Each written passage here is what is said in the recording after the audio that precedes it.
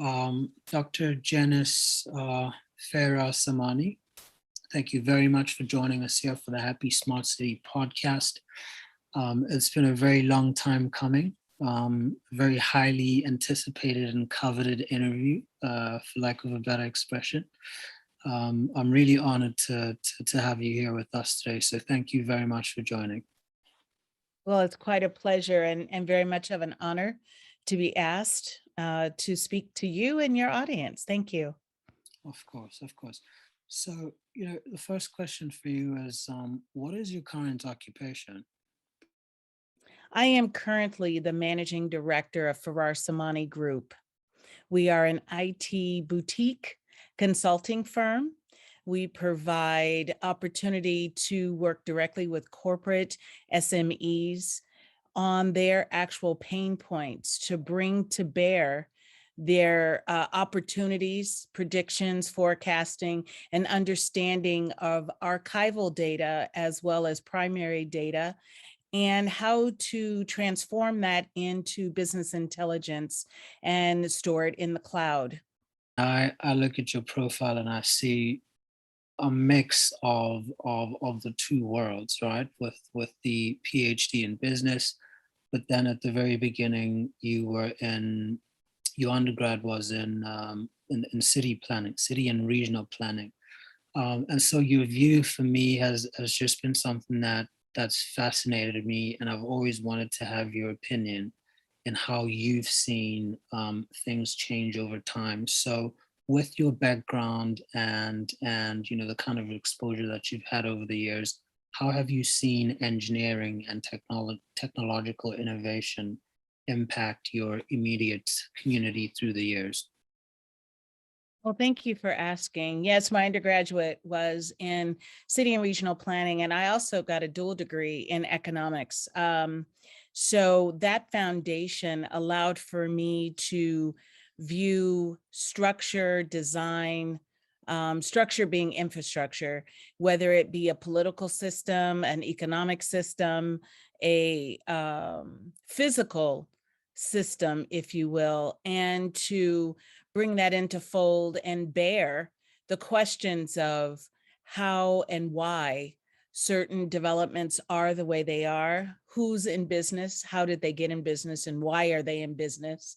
And then to begin to think about those groups of populations that may not have access to certain types of resources, i.e. education, grocery stores, the basic necessities of life quite often. And so I began to ask those hard questions of what comes first, economic development or community development? How are these systems in play that actually somewhat restrict, if not support, which is what they're supposed to do, actual development within communities? So I just really began to ask those questions. And through that, their whole idea of gathering data and understanding the critical questions and the variables that are within the questions, whether it be segmentation, demographics of populations, or whether it be the value that is seen in insurance for someone if they're in a car accident. All of those types of questions actually began to have data points. And as time evolved, we were actually able to curate as well as maintain larger quantities of data, now known as big data.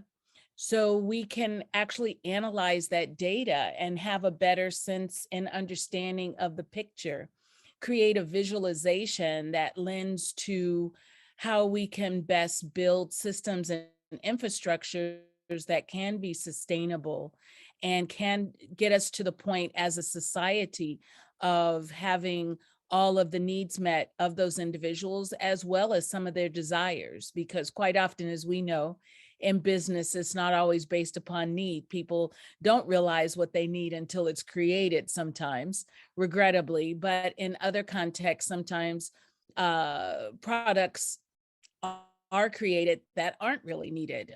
They go beyond the necessity realm. So that is where the two actually meet, as far as looking at engineering from a civil engineering standpoint, or city and regional planning, if you will, to the context of how business is developed and my interest in bringing the two together. And then we bring in a third leg of technology, which I'm sure you'll get to. Well, now I'm just so interested to understand, just as a follow up to this one, even though not, it's not part of the original questions. But when you do get into the kind of work that you do, I mean, what does a typical meeting look like? Who are the key stakeholders there? Well, it depends upon what vertical I'm working in. In most contexts, we're looking at data from the standpoint of product development. So we can do a cross-functional meeting. It's always recommended. At least that's part of our modality of actually gathering data and making sure that the needs of the client are met.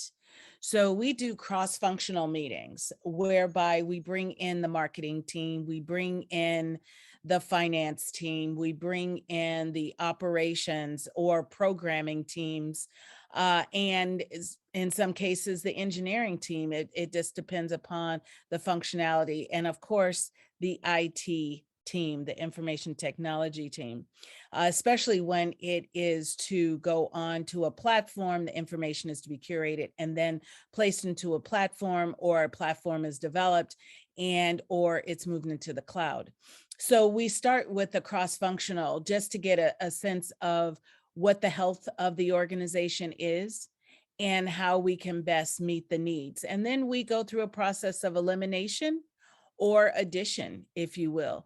We may, in the case of elimination, we may say, okay, once we've evaluated what areas or what departments or functionality within an organization is needed, then we can actually say, well, we'll focus on, say, for instance, the finance. If they're looking at a fintech situation of actually looking at financial processes and what does that mean?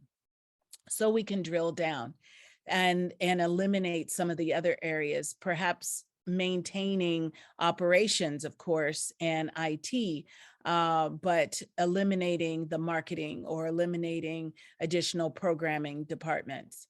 In some cases where we are adding in adding in players or stakeholders, that may include looking at end users, looking at individuals, whether it be a board individual or someone that is a UX that would actually utilize the applications or the system that we are putting in place. So that's where, in the case where we would add in additional players. So that's what the initial assessment, Yeah. where it begins. And then we go through an actual architectural design experience where we keep it human-centered design, and we work in-house with our team to prioritize exactly what needs to happen and when, and to build out the actual project plan for the client. It sounds like the system development life cycle and systems analysis and design, where you go through requirements gathering, and then the prototyping and so forth. Yes, yes. I like to also think about it from a standpoint of having that structural, to work through the chaos, but I truly believe in chaos theory to get to innovation, meaning that you can bring in a lot of elements to actually begin to filter out what is needed and not needed. So I do implement a bit of chaos theory in regards to the actual structure of the process. Lovely, lovely. So the third one is, considering the technology comes at a cost to the consumer, um, are there any significant economic factors that you think need to be addressed at government level in order to bridge the digital divide? Oh, where do we begin?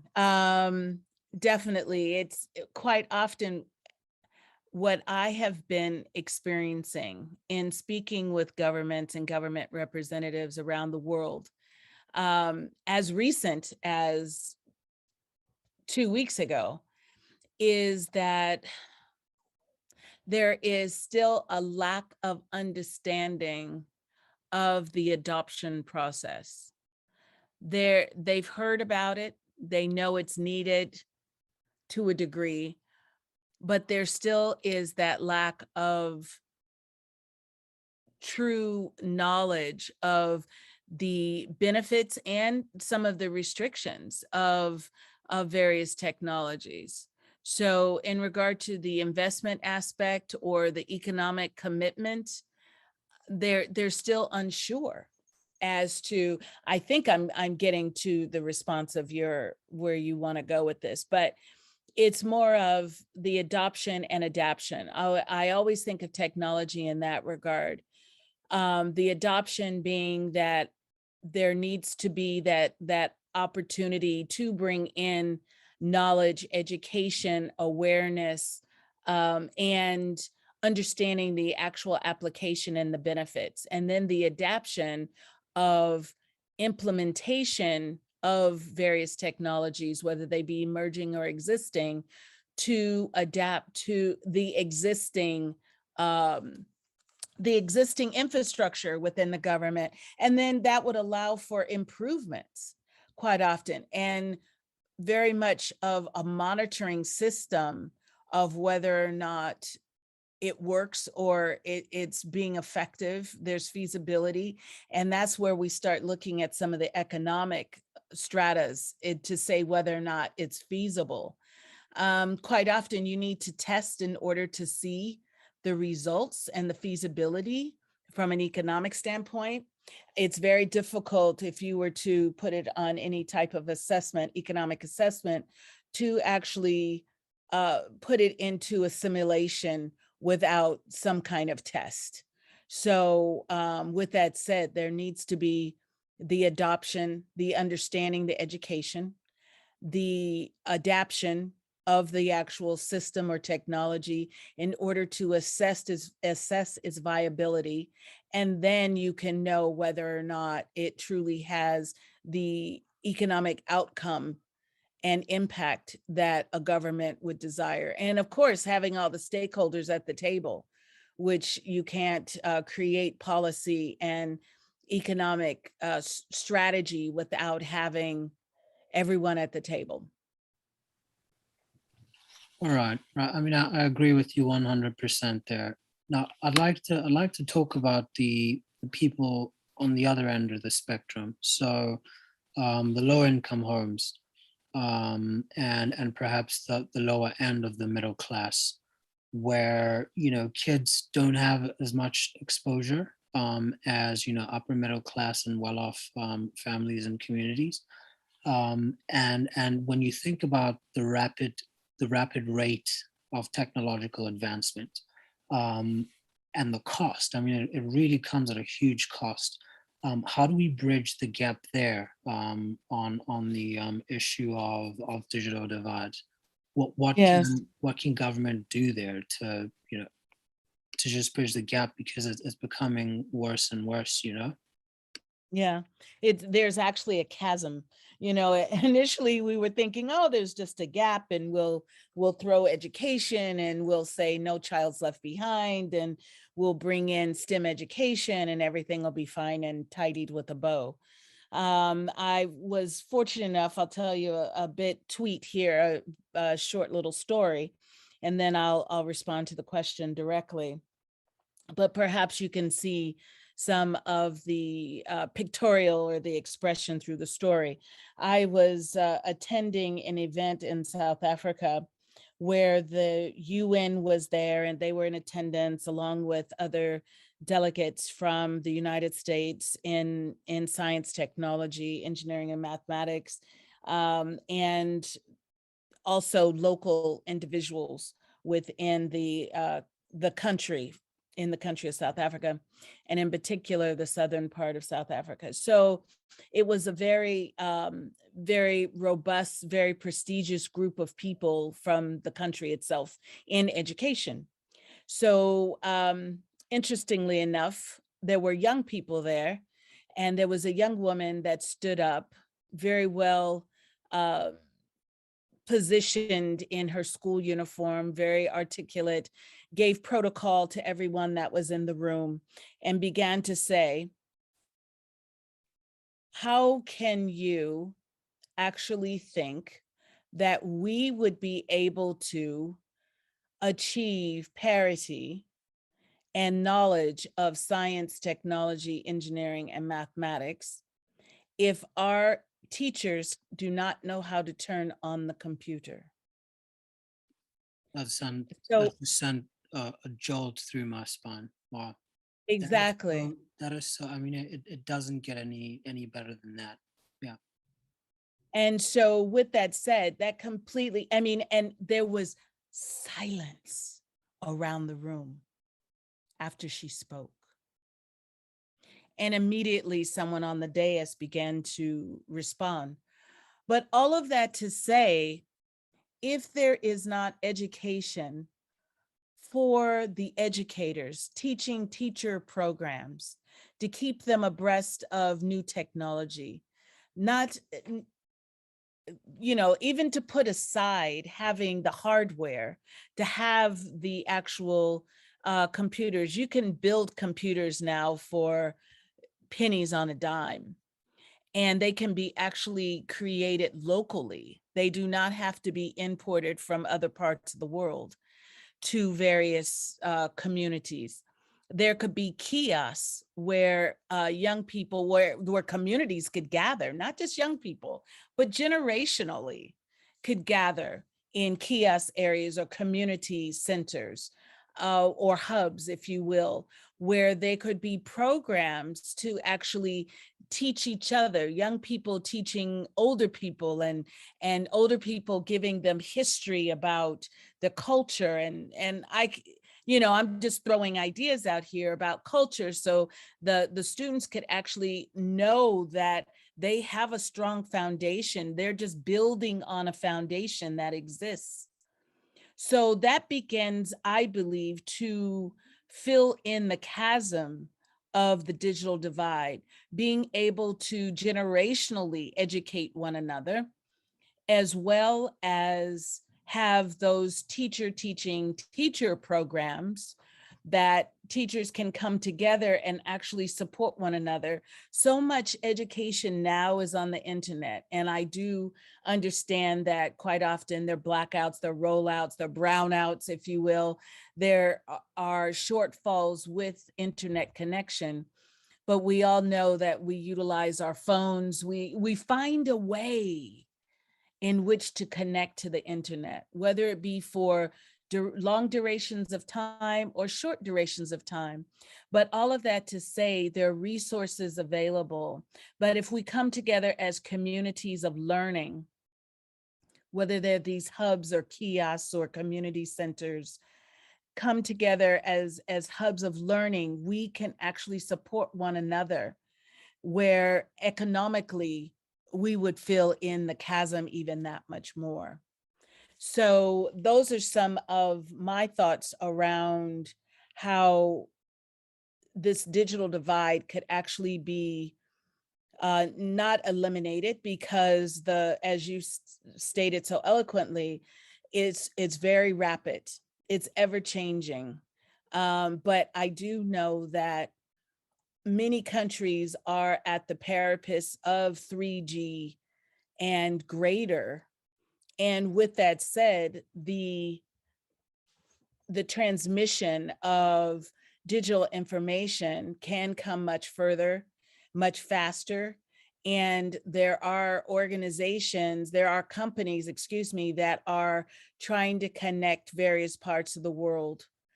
And I think that there should be competition locally to do that. There are great minds in many parts of the world that generally are not heard or seen. So yes, of course, we do have the larger companies that are well known, but I also believe very strongly that there is localized opportunity as well. And so whether or not individuals are expats and they're going back to their home country, or if they're homegrown and they're actually creating the technology locally, I think the sharing aspect of those community opportunities would help with the underrepresented, the underserved, and those on various economic spectrums. Um, Now, people will typically wonder, where is true north? I mean, we talk about technological advancement, but that's coming at a cost. We're seeing a lot of mental health come from, all of this consumption of digital media, and a decline in human interaction. So sometimes I wonder, are we building these machines for the sake of building machines, or are we building them for us? Now, the next question really tries to dig at this. So, is there a shortage in the current STEAM graduate supply in America, for example? And when we talk about a shortage of supply, what does that mean? Where are we going? Well, you've asked me some very, very, very important, you brought up some very, very important points. Number one, as far as mental health and wellness in regard to machines and whether or not we're building them for us or for, I don't know, you could say dot, dot, dot. Um, I believe that technology itself, since the beginning of time, and we can go through the evolution of industry, right?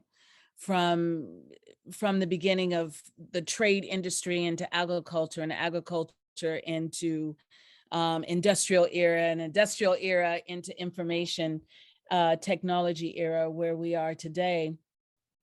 I think truly that it's a matter of curiosity, and I believe very heavily in the idea of curious intelligence, I call it, and looking at that quotient of our being as human beings, to want to ask questions and want to advance and change lives based upon various techniques, various processes, various products, various things that we actually create. It's curiosity that, so yes, we do build, I believe we do build products for ourselves quite often. I mean, I could give several examples. One, just we'll just start with just one historic example of the car. So of course, many people walked on foot. That's a direct competition to the car. It got us to a point of the motor on the carriage before an actual vehicle, that mobilized human beings to get to where they needed to be faster than riding on a horse and in a carriage. So that was that sense of, well, how can we get to where we want to be faster? How can we get there safer? How can we carry more people? So again, it's all based upon curiosity. So the mental health aspect of all of that, in looking at machines or technology, is we all need to think about how we can step back and step away at times. I'm sure you may have seen, or some of your listeners may have seen, your analytics on how much screen time you have. I personally became very aware when I was getting notification that I was on my computer 18 hours a day. That was a great concern, especially during the past year and a half. That is So a I lot. began, pardon? That is a lot. Yes, but I was working. It was work. Yep. But that was the idea, is that we were shut in right? And I was engulfed in my screen time. Was I being creative? Yes. Was I being innovative? Yes. Was I fulfilling some of my curiosity? Yes. I had 20 tabs open at one time, and I'm moving around these tabs and actually gleaning information and then writing about it or programming or creating. So the mental health is where you have to be I've able got to, 15 tabs open right now. I believe it. It's our nomenclature, right? That we begin to think about where's the cutoff? Where can we step back and take a walk? Or step back and spend time with family, or step back and have a conversation. And I mean by step back, step away from the screen, yes? So we have to be conscious and conscientious of our curiosity. And it's not so much put limitations on it, but it's to say, what else can we bring in to utilize more parts of our brain? So I go through this whole transformational exercise of utilization of multiple parts of my brain and thinking I can be creative. My curiosity can bring about creativity. My curiosity can also feed into my agility to do other things, to take a walk, to go to the gym or whatever. My curiosity can bring about the idea of maybe doing something with my hands and being creative in some way. So that allows for us to be happier and healthier people and much more well-rounded. And we're still creating, we're still building, and yet technology is still a part of it, because it's not just fingers on the keyboard, or it's not just an algorithm. It's more of what else can you do. If we're looking at artificial intelligence and thinking about the larger scope of where we are with quantum theory and how much we're actually processing information can continuously be processed. It's just processed in a different way. And all of that is to say you can do it in a very healthy way. I really, when you asked me that question, I was very intrigued about the health aspect, because um, as of late, many people are thinking about the ethics around technology and where AI, artificial intelligence, is going, and based upon ethics and faith and the engineering aspect of quantum theory and all of these sorts of components that are in our society. So it's a very timely question. It's a one that we should be cognizant of. And we should actually, as I mentioned at the beginning of this, we should actually be aware of our personal being. Where exactly are we, and how much time are we spending on the screen? And can we move some of that curiosity that actually stimulates us into other aspects of who we are? You know, Now, you talked about the shortage of supply also, but of course, yeah. I'm sure you had other questions. No, please do address that as well. Well, the shortage of supply, as far as looking at technology or where we are as human beings and individuals, actually human capital. Um, yes, there are shortages of underrepresentation. I believe that technology is for all, and everyone should be able to glean opportunity for the viability of what and the benefit of what technology could bear. I spoke in Hungary for the international, it was the Global Information Technology Council. So I was very honored to be on a panel there where I spoke about agriculture and how artificial intelligence actually can increase the yield of this farming community. It was actually a cohort of about 100 farmers. So technology, is there a shortage of supply? Yes. Is there opportunity for everyone to be of benefit? Absolutely. Is there a need for everyone? Is a very good question. I think that, and one that I've asked myself, because I do respect tradition. I respect the craftsmen and the craftswomen that actually bring some of the traditional arts to bear, that have non-computing technology that is used.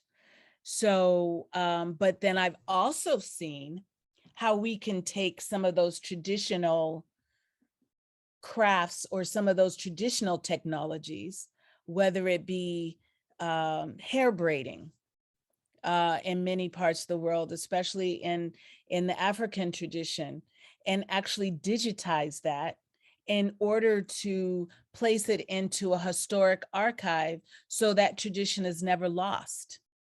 So is there a shortage? Yes.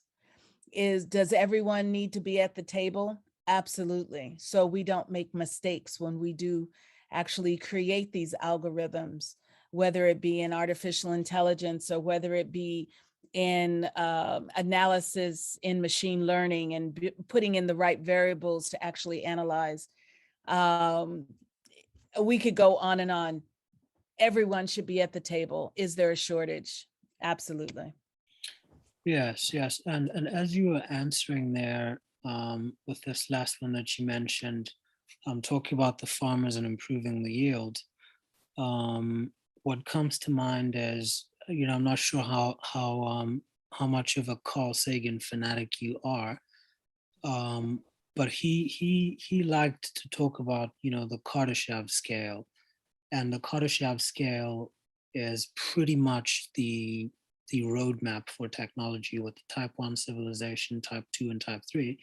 And on the type 1, I mean, we're not even on type 1 right now. We're zero point 0.6 to zero point 0.8 of a type 1 civilization, which is basically harnessing all the resources of the planet, so the geography of Earth.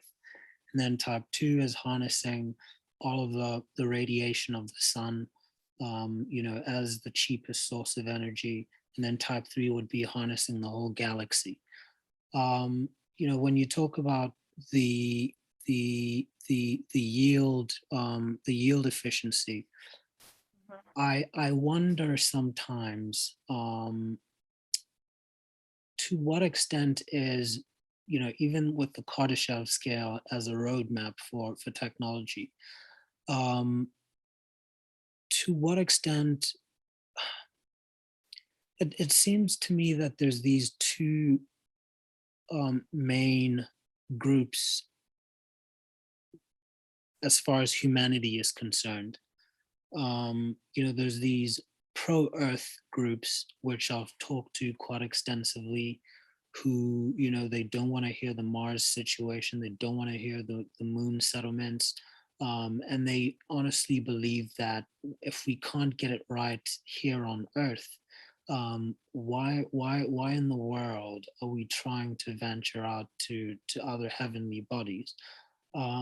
What's your opinion on that? Are you fully Earth, or are you wanting to venture out into the rest of the galaxy? And if you want to venture out to the rest of the galaxy, when's the right time to do that? Well, what are the right conditions for life on Earth for us to then take people off of the planet? And for what reason should they move? That's interesting. That's really, I've never been asked that question before, and I hadn't given it a great deal of thought, but so thank you for the question. It's quite intriguing. I would say I'm more of an earthly being.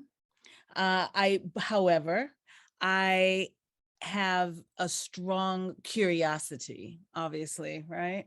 So, and I've done some work at NASA as a civilian. Interesting, you would ask that. I touched actually is another brief story, but I've touched the needle that actually went up in the Mars project. So it was at the NASA base in Mountain View, California. and the engineers allowed the robotics team that I was overseeing at that point. I was the civilian that started the girls' robotics team, um, to actually come in and see the needle as they were putting it into the actual robot. So I believe so. Curiosity is always high on my mark. Um, However, I believe that why not work and try to improve the living where we are? It's as though it's seen as the earth may be disposable, and we know that it is not. That is not the case. So conditions here on earth, I believe, would actually continue to deplete. But as you may know, they say that we can actually not completely eradicate some of the damage that we've done over those eras of civilization that I had mentioned earlier, going through the agriculture into the industrial, etc. Eras, that it can't be completely eradicated. However, we can do some reversal on and slow down the process. So I believe very much in not throwing out the baby with the bathwater, as they say, and actually being able to utilize the bios and other byproducts that humans actually create, and use that for good, turn those into fuel, as opposed to using fossil fuel. Utilize the natural climate change that we're all experiencing, and the stronger sun intensities, to actually use that for energy. I recall doing some work quite a while ago on hydroelectric energy, and using some of the natural resources as part of our energy along with the sun. So there are many ways in which we could use the existing resources without damaging, um, or continuing to damage the actual planet. Now, whether or not it's something that we should think about, continuing to live the way we live, and we can discard the earth and move on to, ships will leave the earth, and few people would leave on them to go to other planets. That is all suspect. I'm not one to quite feed into that, to be quite honest. All right. Yeah. I mean, I agree with you. I think there's so much work to do down here. And, until we get things right down here, we shouldn't be spending so much money on just fantasy. There's certainly, cases where we must be aware of what's happening out there. But Mhm. sometimes I think it's people get bored, and some people just want to be remembered as the first to do ABC. Right. Um, And it's that curiosity, exactly. that behavioral curiosity of individuals that want to achieve, as you said, and be the first, that be the trailblazer, etc. Exactly. That I really think that at the end of the day, if you look at what is needed, what we need are food, shelter, and a community. And The free konya education. is really critical. Yeah, Sorry. and free education in some places. If you think about the tens of billions that go into, Yes. yeah, yeah. Now, I'm going to ask this question in this way, this next one, because when I talked about Main Street and Wall Street, so the biggest conversation on the Wall Street situation obviously is that principal agent thing. So why do people sell products that they don't use or they don't believe are good? um, Now, someone who wants to make a major investment, or some entity that wants to make a major investment in AI and blockchain, right? So you, Mhm. Doc, you approach this person, say, here's this project, it's a massive project, tens of millions, etc. And it can help you in this way. Now, how are you using those? this is the next question. Can you share some significant use cases where AI and blockchain improve the work that you do for people to say, I'm going to jump onto this thing? I mean, what does it do for you? Sure. So that really speaks to that adoption and adaption.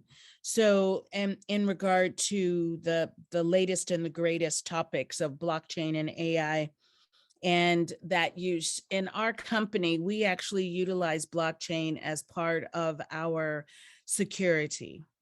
Blockchain is merely, and I say this in light, but it is transparency. So as human beings, we actually utilize blockchain whether we know it or not. We've adapted to blockchain. It truly is not a mystery. Now, how its functionality may be a mystery, or its process may be a mystery. The actual systems behind it may be a mystery, but the technology itself is not. Every being on the planet, I could think of very, very few cases, are not engaged in blockchain. So for example, when someone actually makes a purchase and you use a bank card. I remember the first time I used a card as opposed to, and not speaking of, we could speak of credit cards, and we know many countries do not have credit cards, but you may have some type of digital currency transaction that all uses blockchain. That allows for the purchaser to ask its entity, whether it's bank or wherever its institution of currency is held, whether or not they can make that purchase. So that opens a release. If you could actually visualize a lock that's being opened, that's exactly what it does. It says, can I make a purchase of $1 of whatever that may be? And that institution would say, yes, this individual has this dollar to actually make that purchase. So that lock releases, the purchase is queried from that actual buyer to that institution, going vis-a-vis through the actual company or store or service provider. Okay. So if you're in a grocery store, I say, I'm going to buy a yam, and you're at the register purchasing this yam. Then that clerk is ringing up your yam, and that same transaction that I just mentioned is happening between the actual buyer and the seller of that yam. They're checking with the institution to see whether or not you have the funds to purchase that yam. That institution says, yes, they have the funds to purchase this yam. That lock is released. That actual currency is transferred into that seller's culverins, into their bank, and then the lock is closed. So blockchain is utilized, and those are two examples. Blockchain is utilized on a daily basis, every day. And it just shows transparency. Fantastic. Now, yes. And so in regard to AI, AI, people think it's a mystery. And I like to think of AI, which is not a new technology. It's actually quite old. It was developed in 1955, I believe. And the technology itself really speaks to process, which is why it's so interesting for me, because I like systems. I moved into looking at, I guess, the economics and looking at the city planning and the engineering side of things as systems, right? So we mentioned that in the very beginning. So artificial intelligence is actually a system, and there's basically 3 areas. And that one area of natural language processing that allows for AI recognition, one way to recognize, is definitely something that most people use. whether or not they sit in their vehicle. For example, they sit in their vehicle and the car says, they used to speak to you, but I think that probably threw off so many people that they took the voice away. But you may hear a dinging now. That's AI. It's still at a pitch, and pitch is part of tone. Or you may say, Siri, you may talk into your phone and say, Siri, call mom, or call a friend. That's still artificial intelligence. Or you may go into your GPS system to try to locate something, and you need it to use a handheld, hand-free device. That's utilization. Or you can ask Alexa to play your favorite music. All of this is natural voice processing, which is artificial intelligence. So if you have an iPhone, you use or some Apple product, you use your fingerprints, or if you, or your face recognition. And many people use HP type devices where you can have a touch screen. So all of those play into artificial intelligence. So we really have adapted to many of those uses in our everyday lives. And of course, I could share more about how Farrar Samani Group utilizes these two tools, and that's truly what they are. Thank you. Thank you for that, very, very simple and very pragmatic answer. Now, the next one is, what value does your work provide to the board of directors or maybe the C-suite? For my company or for other companies? So what value would you add to someone's board or the executive management? Yes. And thank you for the question. Absolutely. For our Samani Group, because we are addressing the pain points and the issues of companies and their use of data or their lack of use of data. It's so interesting that many companies that are extremely successful have not utilized their data. Oil and gas, they have a tremendous amount of data that can be diverted into very positive areas of, as you said, education, or the insurance companies, or housing, just with the utilization of some of the data. So what we are able to do is to use the tools that I mentioned, artificial intelligence, as well as blockchain and data transformation, utilize that information to provide business intelligence, meaning that we can give that C-suite or that board the visualization of the health of their company, as well as the prediction and the forecasting of potential existing products or where they could potentially diversify into, as I mentioned in the case of the oil and gas company.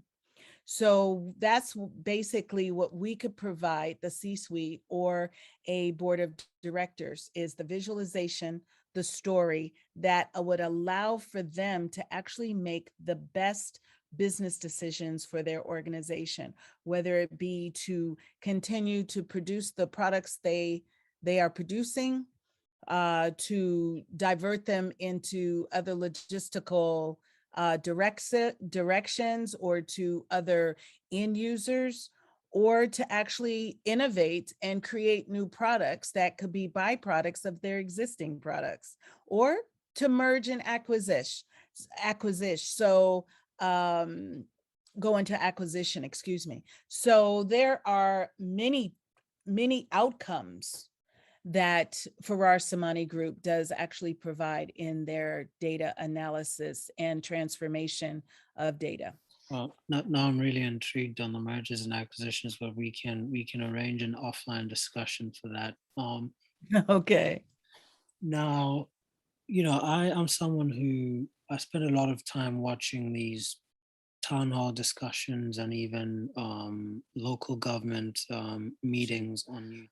I think it's great that some cities, when they have their municipal meetings, they put them up on YouTube. They go live. But unfortunately, even in places like Canada, up to this, to this very day, I think it's a great initiative that they're doing this. They do them live, in the public domain. But when I listen to some of the challenges that local governments face, even in the first world today, I'm just, still at awe at the low rate of adoption of these systems that have been here for so long. Um, Now, say someone from a local government is going to listen, or perhaps, if some type of outreach is done, how can municipalities leverage your strategies to better serve their cities? And I'm not, again, not speaking down on municipalities. I know these are very complex machines, simply because even the consumers of these technologies are cross-generational or multi-generational. So, there's the younger people, and then there's the old guard that were selected maybe politically, and they may not be very, they may not be very um, easily trainable, in these new technologies. Mhm. So, I mean, how can you better provide these transformation strategies, I guess, for these complex machines, which are cities, to adopt, these new technologies? Good question.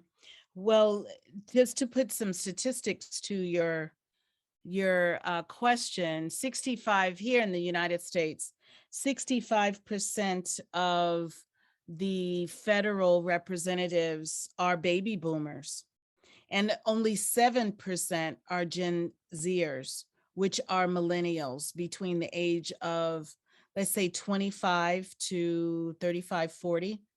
So that in itself speaks to your question of the maturity of the individuals that are sitting in these positions of power, that actually create policy as well as implement policy, or um, defer policy to the states and etc.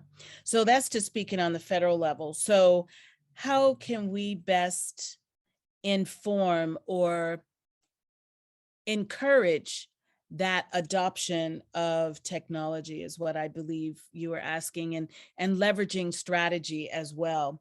So first of all is to leveraging the strategy. I believe knowing your strategy is number one, identifying a key strategy. And again, I like the idea of human-centered design in that concept of going out into the community and actually asking the people what they want.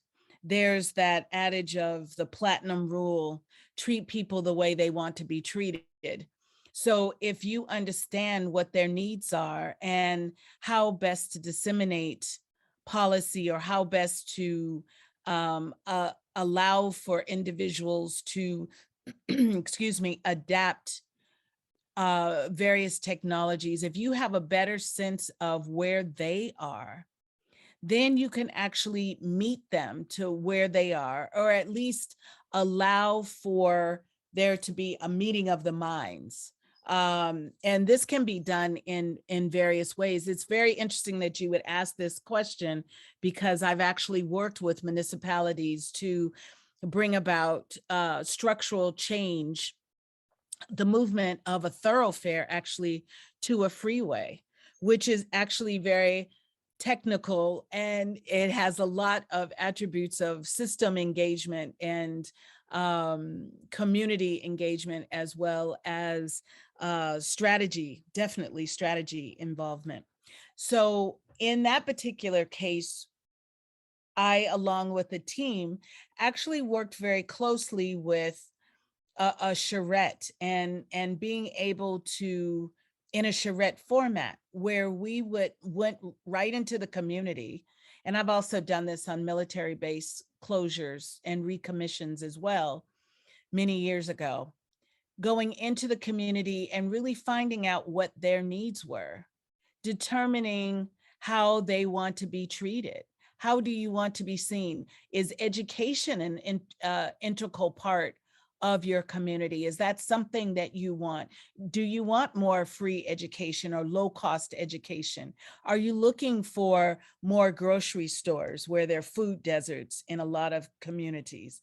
Are you in need of less liquor stores or less gas stations and more open space and more community centers? So really going to the people and understanding really what their needs are. Now, in regard to the adaptation of this process, it's much more well received by individuals that have been within the culverins of the political structure or the societal development, because you're again not adding in. It may sound low level, and it's very hands-on, but it's a technology, it's a system in which people can engage. And to me, that would provide that compliance is meeting people more of where they are. Then you can bring in more technological aptitudes, such as putting it on into an electronic newsletter, being able to have computers and libraries, or putting it out into an alert system that people may see on their phones. So you begin to adapt the information in such a way that the baby boomers could easily gravitate toward and not find it to be too aggressive, and can adapt. And then you can get Gen Zers engaged because they may be also putting together some of the technology behind it. So you have from the end user to the actual developer within the context of really understanding what is needed by the community as a whole. So I believe that that answered your question in regard to the shortage and leveraging the actual strategies, as well as making it better for and more compliant with the community, as well as the policymakers. Yeah, yeah, I agree with you 100% that human-centered design thinking is the way to go. I had this image in my mind because you were talking about going out into the community and taking surveys and then bringing that information back to inform the strategy, right? Mm. So I had this picture in my mind of a group that goes out to do a survey at a sports game, and a bus stops at the stadium, and then they interview people from out of town.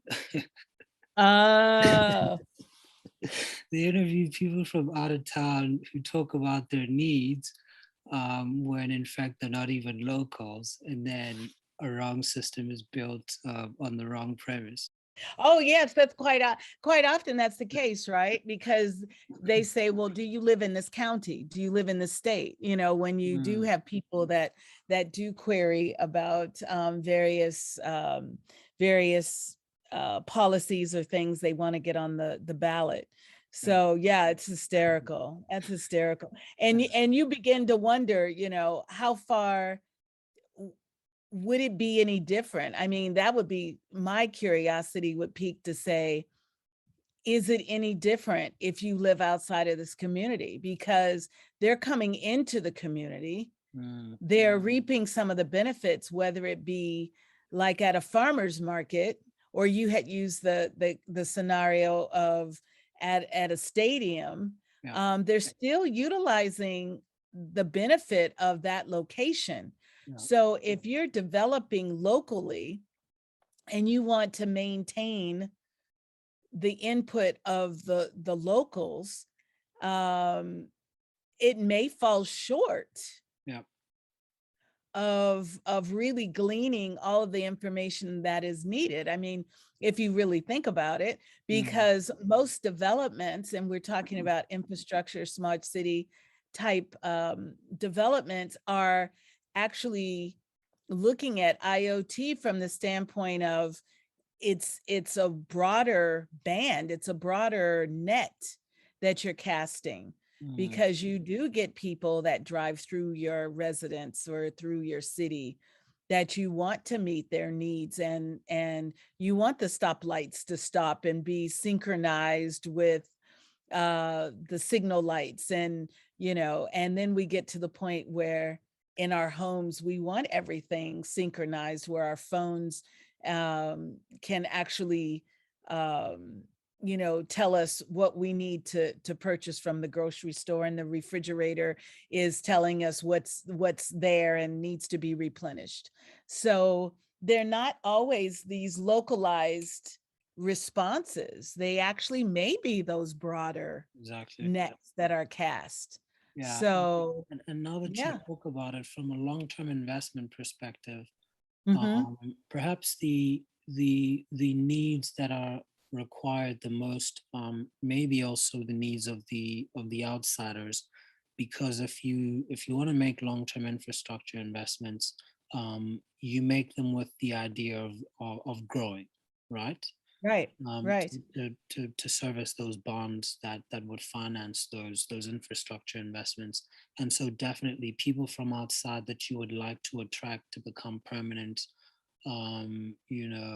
there's consumers right, of the local economy, their inputs are actually key, because those are the right, people you want to attract. 100%. 100%. right.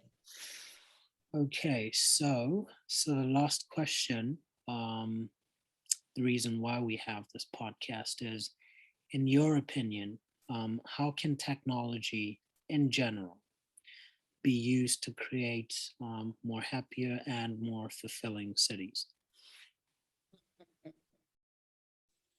Oh, this is a very biased question. That And is the perhaps a whole very point. biased, pardon? That is the whole point. Yeah, yeah. I'm getting And these, by the way. So I'm actually breaking them down into clips that I take away from all the interviews, and I always like to listen to all the opinions of why people think technology is awesome. So please do give your very very opinionated answer. well, that is what you will receive. Absolutely. I was going to say you're going to have a very biased response. I believe that technology is the most amazing aspect of a human being other than one's faith. I really believe that technology allows for us to bring in those aspects of creativity and curiosity and agility and the aptitude of building relationships with not only man and machine, but with individuals, because the machines themselves are programmed by individuals and take after the aptitudes and the characteristics of human beings. So, technology to me is a platform in which, or a tool in which we as human beings can benefit from, contribute to, but also benefit from. And if it's done well, if it's done right, then technology should be for all to glean those benefits, to understand that every individual, every human being within a community, within a jurisdiction, whatever that jurisdiction may be, state or province or region, and within that country and continent, can actually thrive due to technology. And technology is just a means to an end. Technology is a process that we talked about. It's a tool, it's added value that gives us the opportunity to be better, to do better, and to have everything that we need as human beings, with the exception of faith, of course.